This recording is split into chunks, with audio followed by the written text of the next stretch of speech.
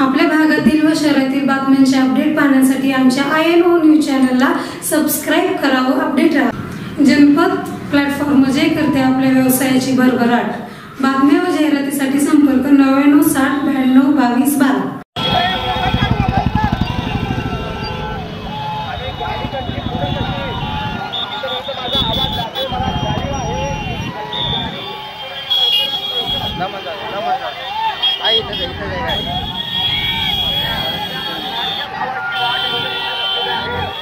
आपण सर्वांनी दादांना लवकरात लवकर कार्यक्रमाच्या ठिकाणी घेऊन यायचं आहे।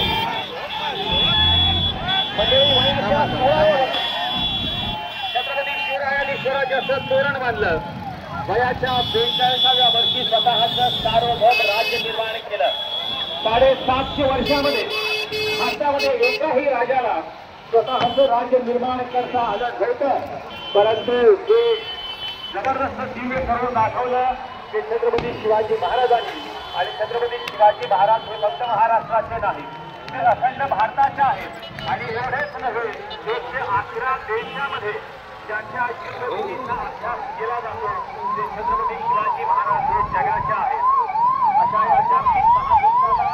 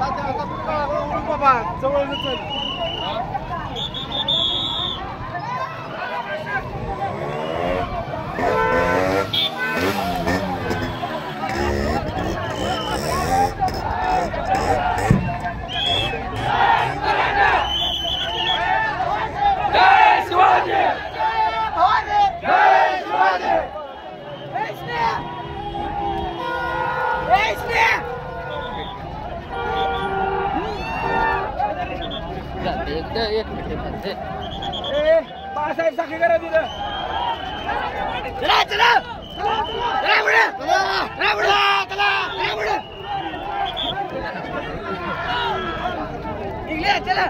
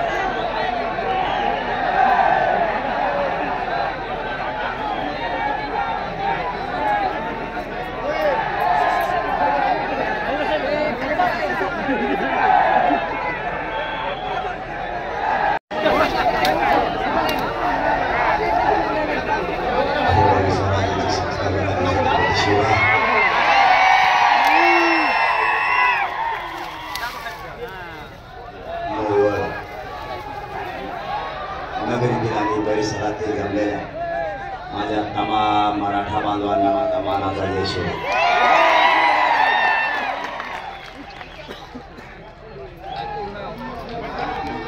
महाराष्ट्रभरात आपल्या संवाद बैठका घ्यायचं ठरलं होतं, पण या मोगलकरांनी पर्यावरण तोडून टाकलं सगळं। ठरली संवाद बैठक आणि रूपांतर झालं विराट जाहीर सभेत। वा. महाराष्ट्रानं या मोहोळ आणि मोहोळ परिसरातल्या बांधवांचा आदर्श घ्यावा असं काम तुम्ही आज केलं. माय बाबा, या महाराष्ट्रातल्या प्रत्येक तालुक्यात आणि जिल्ह्याप्रमाणे माझा मोहोळ तालुका काही कमी नाही हे तुम्ही आज सिद्ध करून दिले. संघर्ष काय असतो, न्यायासाठीच कसं एकत्र यायचं हे महाराष्ट्राला पुन्हा एकदा या मोहोळने दाखवून दिलं. आणि महाराष्ट्रात तुमचा आदर्श घेऊन उद्यापासून विराट सभा राज्यात सुरू होणार. कारण हा न्याय स्वतःच्या लेकरासाठी, हा संघर्ष घराघरातल्या मराठ्यांचे लेकर मोठे व्हावेत म्हणून. अरे त्यांना नका त्रास देऊ. हे किती विराट ताकदीनं जमले. जरा खाली बसाय दादा, जाळीवर नाही दादा, जाळीवर जरा खाली बसा. खाली बसा बाया, खाली गुडघेल दुकान आणि जाळीवरून खाली बसाय जरा.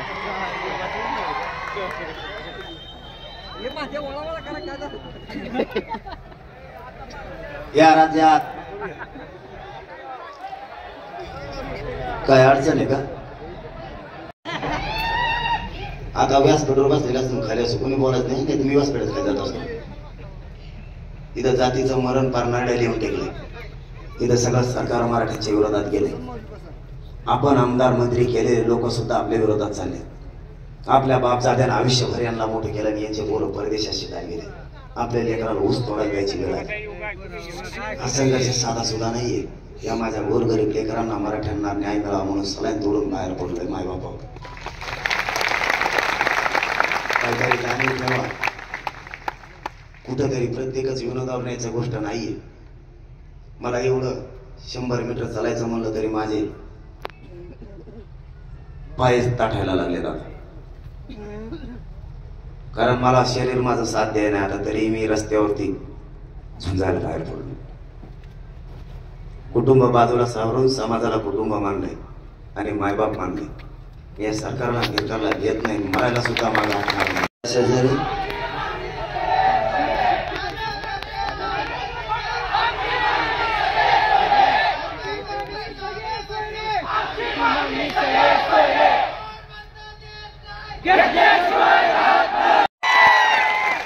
त्याशिवाय सुट्टी नाही. मोहोळने दुसरी कमाल केली, ती पण बघ मानव लगेच. नजर पुरा नाहीत केला लोक इकडे येऊन बघ. ते मग त्याच माग लोक न राहिले, माझ्या माग न राहिले. मी का निवडणुकीला भरायला का? मी गोरगरिबांच्या लेकरासाठी जीवाची बाजी लावून लढायला लागलो. मी काय वाईट करायला लागलो? या मराठ्यांचे लेकर आता मोठे झाले पाहिजेत. राज्यापासून केंद्रापर्यंत क्लास 1 पासून क्लास 4 पर्यंतचे अधिकारी झाले पाहिजे. IPS IAS दर्जाचे अधिकारी झाले पाहिजे. यासाठी मी संघर्ष करतो. माझ्यापासून मराठा समाज लांब जाण्याचं कारण काय तू सांगतो म्हणून मला वाटत 2 दिवस मी त्या कार्यक्रमात जाईन म्हणून. गाव तिथं मराठा पेटून उठला आणि तुम्ही चाळाण्या सुरू केल्या. पोरावर केसेस करायचे. तुमच्याकडे या ठिकाणी दहशतवादी केंद्र आहे, तिथे गोळ्या न्यायला यावा. त्याच्यावर काही दिलंय का? एकामेकाच्या टांगड्या मोडण्यात याव्यात दगड घालून. मग बोर्ड काय झालंय काय? तुम्हाला आचारसंहिता लागली का? अरे मग अडचण काय? मराठ्यांच्या बोर्डाची एवढी दहशत आणि तुम्हाला माझा फोटो महाराष्ट्रात दिसू द्यायचा नाही. असा पण जर असला तर माझा फोटो माझ्या मराठा मायबापाच्या मनात आहे आणि माझ्या मायबाप मराठ्यांचा फोटो सुद्धा माझ्या पण हृदयात आहे. त्याला पित्याला मोजी माझ्यासाठी माझं दैवत ही माझी मायबाप जनता. हिच्यावर अन्याय केला की सोडणार नाही. तो पक्ष कोणता असो, नेता कोणता असो, ते ठाण्याचा असो नाही तो कोंकाडचा असो.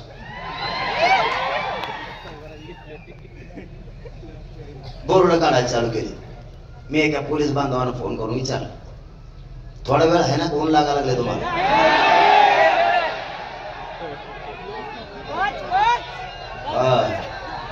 म्हणतो म्हणतोय 7 वाजता बोल मग काय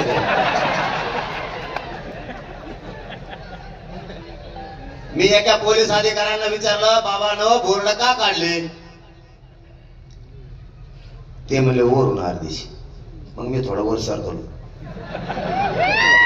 वरच्या विचारलं कुठे कम काढले ते म्हणलं वरच्या झाल्याशी मी आणखीन वर सरकलो मी वर सरकायला मागं पुढं बघत नाही म्हणलं आणखीन वर जातो मग कमिशनरला फोन केला बोर्ड कम काढले ते म्हणले वरून आदेश मग मी आणखीन वर सरकालो त्यांना फोन केला ते म्हणले वरूनच हे लफडं थेट गृहमंत्र्यापाशी गेलं म्हणजे त्यांनी सांगितलं राज्यातले मराठ्यांचे बोर्ड काढा आणि पोरावर गुन्हे दाखल करा. वा रे गृहमंत्री.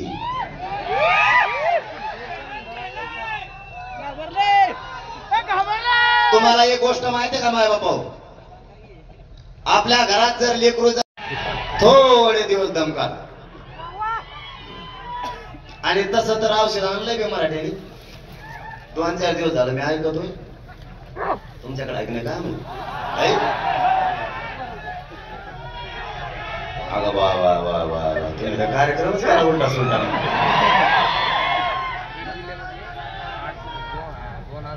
आता मराठ्याने नवीनच थंडा आणलाय, या द्या बी आणल्या.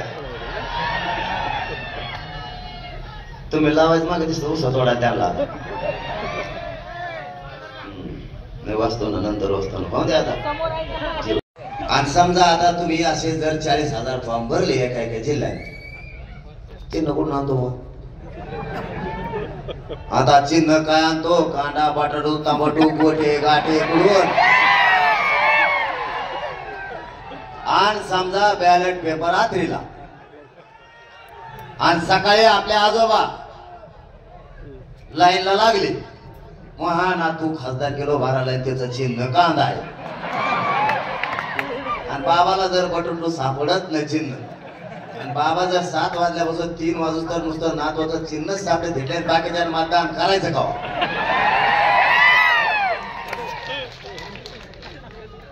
आता हेच खेळ सांगितलं भाऊ तुम्ही त्यांना झोपाय ना. मला तर वाटतं आपली फाईट बघून त्यांना लय वाईट वाटलं. असं काय वाईट बोललो मी? तुला बोललो, तुला एवढं वाईट वाटलं? आमच्या आया बहिणीचे डोके फुटले त्या दिवशी तुला कमून वाईट वाटलं? अंतबाली तुला एक शब्द बोललो तितकं वाईट वाटलं? आमच्या आया बहिणीच्या पोटातल्या छातीतल्या आणखीन गोळ्या निघाल्या नाही. आमच्या पोरांच्या मांडीत आणि गुडघ्यात आणि पाठीमागून घुसलेल्या गोळ्या आणखीन निघल्या नाहीत. काही काही पोरांच्या पोटात आत्ताही पाठीत 13 गोळ्या. त्यांना लीलावती हॉस्पिटलला नेलं मुंबईला. सगळ्यात हायस्ट हॉस्पिटल, सगळे डॉक्टर असणार नाही. त्या मराठ्याच्या लेकराच्या पाठीतल्या गोळ्या आणि मांडीतल्या गोळ्या आणखीन बी निघल्या आत्ताही. त्या माझ्या आईला गुडघ्यात गोळी शिरल्यामुळे आताही शेतात नाही जात आहे. शेवटी ती बाजावरती आत्ताही पडून एका 9 वर्षाच्या मुलीच्या पायावरती गोळी झाडली. त्या लेकराच्या पायातून गोळी काढली तर कारखान्यात 1.5 लिटर पाणी तिच्या पायातून निघालं. काय केलं होतं आमच्या त्या लेकरानं? ज्या आईनं कधी मार खाल्ला नाही, तिच्या मांडीवरती 4 महिन्याचं लेकरू ती त्या आम्हाला उपोषणाच्या मंडपात घेऊन बसली. आईचं वरून इतकं डोकं फुटलं, आईच्या डोक्याचं रक्त आणि त्या रक्तानं 4 महिन्याचं लेकरू पूर्ण माखून गेलं. त्या आईच्या डोक्यात 34 टाके पडले. तिच्या उभ्या आयुष्यात तिला इतके टाके कधी पडले नसते.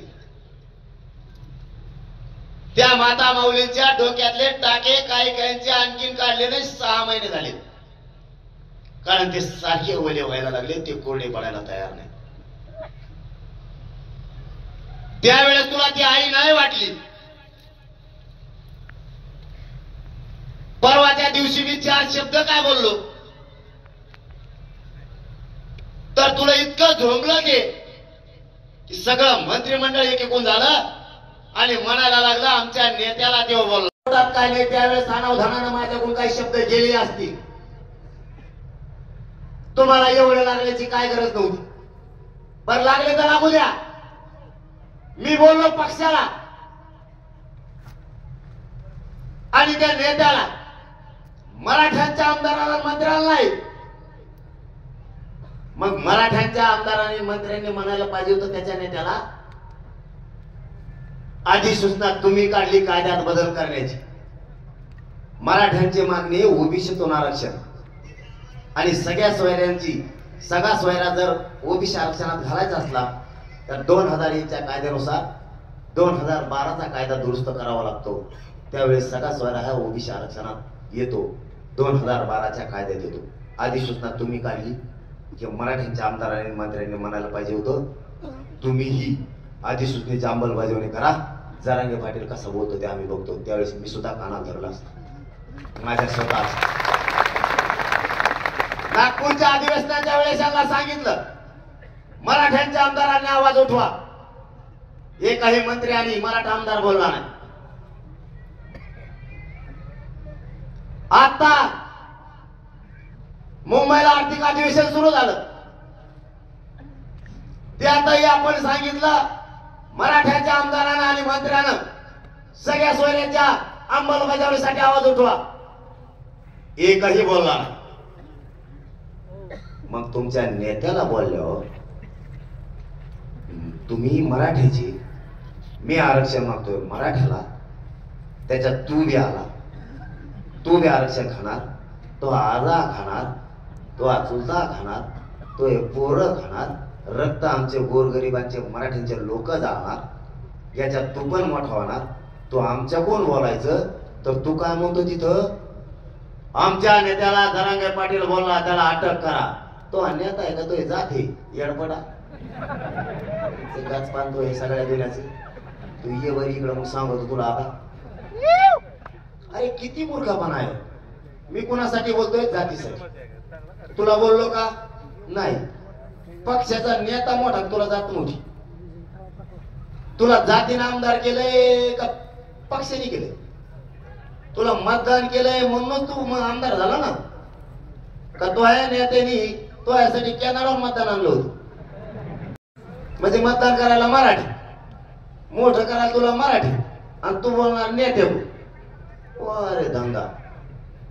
आणि आता तो तांगा पलटी केल्यावर पुढे बोलशील. परिस्थितीचं भान ठेवा. आम्ही कोणाला बोललोय, तुम्ही कोणाला बोलताय. आणि तुम्हाला सांगतो ते काय केलं. मी तेवढं बोलल्यामुळे बघा मी बोललो आज रात्री 3-4 झाला टोळीचा. टोळी मुकादम सगळ्यात पुढे चलत होता. सगळे कोयते जमा केले ते आणि त्यांना सांगितलं याच्यावर उद्या तर यासाठी नेमा मयावर. बघा आता कार्य विधानसभा अध्यक्ष कर्तव्य दक्ष ताळपून तैड झाले. ते म्हणले मी SIT ला मंजुरी देत आहे. आत्या तटकून उठल्या. लगेच आत्या म्हणल्या मी अंमलबजावणी उद्या सकाळीच करतो. वारे वार राज्य चालवणारे. बघा आता हे कार्यक्रम यासाठी कुणाला नियमान पाहिजेत माहिती का. तो आहे अवती भोवती जे सुगंधी अगरबत्त्या हिंडा त्या भ्रष्टाचारी त्यांच्यावर करायची. मायावर माझ्याकडे काय 13च पत्रित नेतो काढून टाकतो तो आहे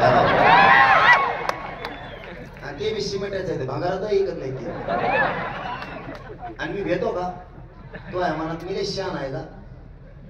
मी माझं कुटुंब बाजूला सारलेलं हो आणि समाजाला मायबाप मानलेलं. मी मरूस तर माग आठवत नसतो. तुला काय करायचं कर चल.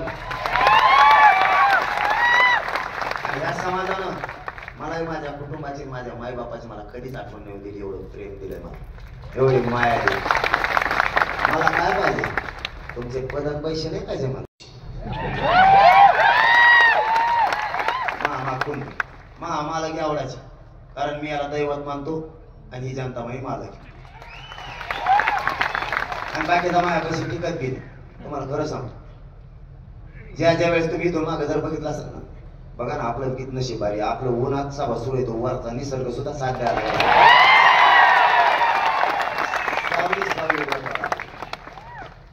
सरकारचा कार्यक्रम लावल्याशिवाय तुम्ही सोडित नाही का? यासाठी नेमली मला ते यासाठीचा लवकर मेळ नाही लागला.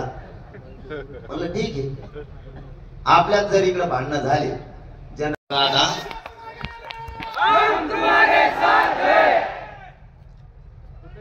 आणि यासाठी नेमली. समजा आता आपल्याकडे जर भांडणं झाले जनरल आणि जर गुन्हा दाखल झाला तर बरोबर बसल्यावर नियर होतो. बसतो बसतो बसतो थोडा वेळ उभा राहून बोलतो, थोडा वेळ नंतर बसतो बसतो. तुम्हाला सांगतो, आपल्याकडे जर जनरल भांडणं झाले तर गुन्हा दाखल होईल. केस झाल्यावर माणसं काय करतात माहिती का, जरा मोठा गुन्हा असतो पाटकून डॉक्टरला फोन लावतो. ते म्हणतात महाबीपी वाढ आहे, कारण इकडे पोलीस धरून न्यायला आले त्याला, आणि महाबीपी वाढा तो पाटकून मला ऍडमिट करायला लय शिरेशी म्हणून सांग. कारण जर त्याला ऍडमिट केलं तर अटक करता येत नाही. आता मायावर यासाठी नेमली. त्या दिवशी मी कुठं होतो, संभाजीनगरच्या हॉस्पिटलला आधीच ऍडमिट होतो का नव्हतो, आणि यासाठी नेमली म्हणल्यावर मला मध्ये टाकणार म्हणल्यावर मी जर भेकड असतो तुम्ही काय म्हणलं असतं माहितीये का, डॉक्टर म्हणलं असतं इकडे हाताला सरांनी इकडून 2-4 कोच आणि सांग कोमात गेलाय म्हणून म्हणलं असतं की नाही तर मागच्या दारातून सनाट पळून गेलो असतो. 4 दिवस झाले सलाईन सुरू होत्या यासाठी कळाली. माझ्याकडे असा निरोप आला, यासाठी तुमच्या चौकशीला अंतरवलेली येणार अगोदरच्या दिवशी. नाही मराठ्यांचे वरील तू मला जेलला टाक, नाही तर तू अहवाल बनव, नाही तर चौकशा कर. तू जेलला की मला टाकलं तरी संपला आणि नाही टाकला तरी संपला. कारण मी जर आत गेलो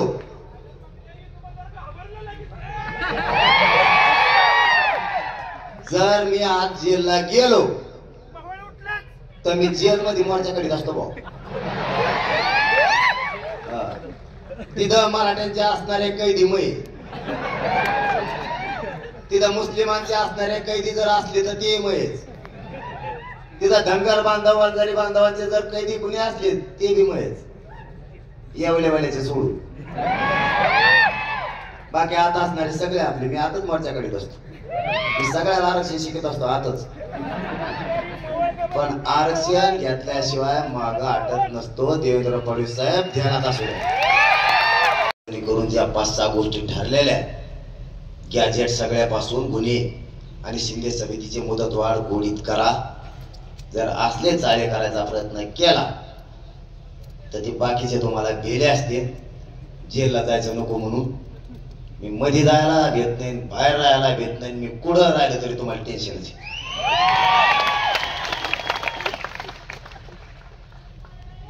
मी असा आहे, मी माझ्या जीवाची कदर नाही करत. तुमच्या गावात आलो म्हणून मी सांगत, या गोरगरीब मराठींच्या लेकराला न्यायच मिळाला पाहिजे. याच्या डोक्याला आरक्षणाचा गुलाल टाकायचाच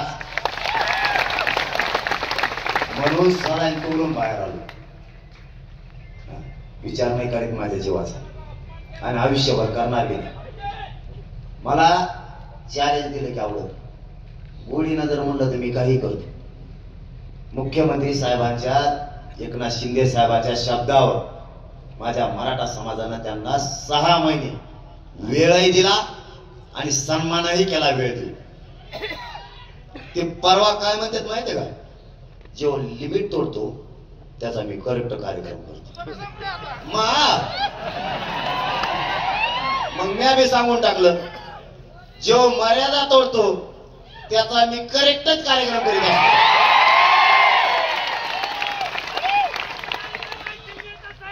तुम्ही असतात पदावर, पण पदावर बसवणारे हे माझ्या गोरगरीब मराठ्यांच्या पोराला तुम्ही जर आरक्षण नाही दिलं तुम्हाला सुट्टी नाही. या राजकीय नेत्यासाठी भांडण करून आपण फुकट केशी आपल्या अंगावर घेतल्या. सरकार आपल्यावर खोटे गुन्हे दाखल करणार आहे. होऊ द्या, आपल्या लेकरासाठी काय फरक नाही पडत, होऊ द्या. पण आपल्या लेकराचं काय वेळी एक गुन्हा होऊ द्या आपल्या अंगावर. फक्त पुढे उद्रेक जाळ पोळा आपण नाही करायचा. आता त्यांनी सुरुवात केली बोर्ड काढायला. बोर्ड काढताना फक्त एक काम करा, आपण काढू नका. तर पोलिसांना सांगा तू काढून याचा घेऊन जा तिकडे. आपण काढत नाही म्हणजे ते आत्याकडे जातं परत गृहमंत्र्यांकडे. ती विषय तिकडेच नेऊन घालायचा. मग आपण झेरॉक्सचं एक पान घ्यायचं, झेरॉक्स एवढं, आणि त्याच्यावर वर छापायचं मी मतदार. आणि मतदाराच्या खाली लिहायचं 1 मराठा लाख मराठा किंवा 1 मराठा कोटी मराठा जे लिहायचं ते. आणि त्याच्या खाली सगळ्यात मोठ्या अक्षरात लिहायचं माझ्या दारात एकाही पुढाऱ्याने यायचं नाही. आणि आपल्या कावडाला चिपकून द्यायचं. आपण आपल्याच घराला. मग कुठं जाईन आता येऊ मतदानाला येरीच तू नदी हिंडवतो. आपल्या दरवाजाला लावायचं तेच पॉम्पलेट, आपल्या 4 व्हीलरला बी लावायचं तेच पॉम्पलेट, आपल्या मोटरसायकलला लावायचं. कदाचित एखाद्या पुढाऱ्याला रस्त्याने त्याची गाडी बंद पडली, तेव्हा जर म्हणला मला मोटरसायकल ह्या थोर नेऊन सोड, त्याला ह्या थोर नाही तर उतर माझ्या गाडीत खाली. कारण पुढाऱ्याने गाडी आपल्या दारात नाही तर म्हणल्यावर आपल्या गाडीवर बी नाही बसायचं. त्याच्या गाडीच काही गरज नाही, आपल्या जीवावर मोठं झालेली. त्याला आत्ता बेजार होते ते जर मराठीत थोडं बाजू सोडलं त्याला. ही मोहीम सुरू करायची. आपल्या दाराला लावू शकतो की नाही आपण? आणि त्याने आपल्या दाराला पॉम्पलेट चिटकायचं नाही, पण त्याच कुणाच्याही भीतीला लावलं त्याच्यावर केस ठोकायची. तुम्ही कुणाच्याही भीतीला त्याने पॉम्पलेट चिटकेलं तो टकोऱ्याला लावा म्हणायचं हिंड तिकडे. तुम्ही किती डाव टाकणार आहे? केशीची सत्ता आता म्हणून मराठ्यांच्या गनिमी कावायच्या नादी नाही लागायचं. आणि त्या फडणवीस साहेबांना 3दा सांगितलं तुम्ही लय गलत माणसाला खेळलात म्हणलं. तुम्ही मला खेळायला नव्हतं पाहिजे. ही राज्याला भयानक मेसेज जाणार, कारण ही होती बैठक. तुम्ही केलं हिचं प्रचंड मोठ्या जाहीर सभेत रूपांतर. आणि महाराष्ट्रातली सगळ्यात मोठी बैठक असेल माझ्या माताला. एवढी बैठक असते काय पुढं? इकडे बघितले तरी तितकेच, इकडे बघितले तरी तिकडे, माग वळून बघितलं माग तेवढेच. आणि तुम्ही जर नाटक करीत राहिले तर मी तुम्हाला हरू शकत नाही. यांचं स्वप्न यांनी रंगवलं. ह्यो सत्तेच्या आणि मराठ्यांचा मधला काट आहे. मी ह्यो संपला तर आपलं काही खरं नाही तर काही खरं नाही. एक तर याला 10% आरक्षण स्वीकारायला लावा, मला नसता याला गुंतून टाक. मी माझ्या जातीशी गद्दारी नाही करू शकत. 10% घेऊ. पहिलं 13% दिलं होतं ते टिकलं नाही, ते 50%च्या वर गेलं. कायदा सांगतो 50%च्या वर टिकत नाही. इंदिरा साहनीचं जजमेंट पण सांगतं 50%च्या वर गेल्यावर आरक्षण टिकत नाही. मुख्यमंत्र्यांनी या अधिवेशनात सांगितलं मराठा समाज ही मागास सिद्ध झालाय. मग कायदा सांगतो जी जात किंवा जो समूह मागास सिद्ध झाला ती जात किंवा तो समूह ओबीसी आरक्षणात घ्यावा लागतं. मग जर मराठा समाज मागास सिद्ध झाला तर मराठ्यांना 50%च्या आत 27% ओबीसी आरक्षणात तुम्ही का घेतलं? यांनी वेगळा प्रवर्ग केला आणि आरक्षण दिलं. ते दिलं कशा? मी या मोहोळ मधून जाहीरपणाने सांगतो ते 10% मागितलेलं आरक्षण हे मागितलंय 3 जणांनी आणि ते लागतंय 200-250 फक्त आम्हाला करोडो मराठ्यांना ओबीसीवरच पाहिजे. तरी पण त्या 250साठी आम्ही लढायला तयार आहेत मराठी. आणि ते बी आम्हीच दिले, याच आंदोलनाने दिले ते सुद्धा. पण त्या 250 जणांसाठी आपल्याला आड पडू नये म्हणून, नाही तर त्यांना बी नव्हतं ती. आतापर्यंत 57 लाख नोंदी मराठ्यांच्या सापडल्या. 1.25 करोड मराठ्यांना आरक्षण मिळाले. याच गोरगरीब मराठ्यांमुळे आतापर्यंत. काय वाईट केलं मी? एवढा संघर्ष केला, काय वाईट केलं? 75 वर्षात मिळत नव्हतं ते गोरगरीब मराठ्यांना मिळतंय. आणि तुम्ही म्हणता यो काटा, याला बाजूला काढा. 10% आरक्षण आम्ही स्वीकारायला तयार आहे 43 लोकांसाठी. मराठा समाज मागास झालाय. या 50%च्या आत 27% मराठा स्वीकारतेत. मराठा वर जर ते गेलं तर ते टिकत नाही. 2 याचिका दाखल झाल्या. पहिली 10% आरक्षणाच्या विरोधात याचिका दाखल झाली. दुसरी पोलीस भरती आणि शिक्षण भरती निघाली, त्याला सुद्धा आता स्टे आणण्यासाठी चॅलेंज केलं. म्हणजे चौकोन मराठ्यांचं वाटोळ. याच्यासाठी ती आरक्षण आम्हाला नको. मग त्यांनी ठरवलं याला गुंतवा. नसता 10% आधार लावा. का? तर मराठ्यांनी गुलाल उधळला नाही. मराठ्यांनी गुलाल उधळला होता 2018ला. तरी माय बापा तुमच्या जीवावरती मी माझी जीवाची बाजी लावून तिथं लढतोय. माझं शरीर मला आता साथ देत नसूनही मी लढतोय. मी मरायला भेटणार नाही. फक्त आरक्षण मिळेपर्यंत माझ्या शरीरानं मला साथ द्यावी एवढी देवाकडे मी सध्या प्रार्थना करतो. फक्त आरक्षण मिळूस तर मला शरीराला साथ दिली तरी बस. आणि आरक्षण मिळेपर्यंत जर शरीराने साथ दिली तर मी यांच्या मुठक्यावर पाय घेऊन आरक्षण आणतो म्हणजे आणतो. आणि मराठा समाजालाही सांगतो, माझं मुठकं जरी यांनी कापून नेलं ना तरी मराठ्यांना आरक्षण मिळून दिल्याशिवाय 1 इंचही माग हटणार नाही. शब्द आहे माझा तुम्हाला. फक्त तुम्हाला एकच विनंती, आंतरवालीला हात दिली त्यावेळी तुम्ही 1.5 ते 2 करोड मराठी आले होते. पुन्हा जर मला तुमच्या पाठबळाची आशीर्वादात जर गरज लागली, जर हाक दिली तर करोडच्या संख्येने बाहेर निघा. माझा उद्देश माझ्या मराठ्यांच्या लेकराला न्याय मिळाला पाहिजे यासाठी. माझा हट्ट एकच आहे, या ओबीसी आरक्षण देऊन या मराठ्यांच्या पोरांच्या लेकराच्या डोक्यावर गुलाल टाकायचा म्हणजे टाकायचा. मी मरण पत्करायला तयार आहे पण माग हटायला तयार नाही. माय बापांडो माग हटायला आता तयार नाही. मी नाही गद्दारी करू शकत, कारण मला तुमचे पैसे नको आणि पद बी नाही लागत. मला पैशाचं मग कवा जमत, जसं हिंदीचं मग जमत नाही तसं. कवा बघा तुम्ही माझ्याकडे कर्जच असत आणि पद नकोच मला. याच्यापेक्षा काय मोठं पद पाहिजे. कोणाच्या नशिबात नाही मुख्यमंत्री साहेब आणि उपमुख्यमंत्री साहेब. ते नाद तुम्हाला आहे. पद घ्यायची आणि द्यायची. कोणाला राज्यात थोडी सकाळी तिसरीकडे टाकी आणि खरी यासाठी त्यांची लावायची तुम्ही लावली काय माझ्याजवळ यासाठी. आणि येऊन दिवस तो यासाठीला सगळ्यात जास्त मंदिर तुमचेच गुंतणार आहे. तेच मला फोन केले. खबऱ्याकडे बाहेर करीत असतो मी भेट नसतो. तुम्ही लय फोन केले आम्हाला विरोधात तरी मला भेट भेट फोन करायचा. पण तुम्ही मिटून घ्यायसाठी इतके फोन केले मी का खबऱ्याकडे भेट असतो. फेस येणाऱ्या मोबाईलवर कॉल करते. मला कळलं ते फेशियाचा मोबाईल कशाच असतो.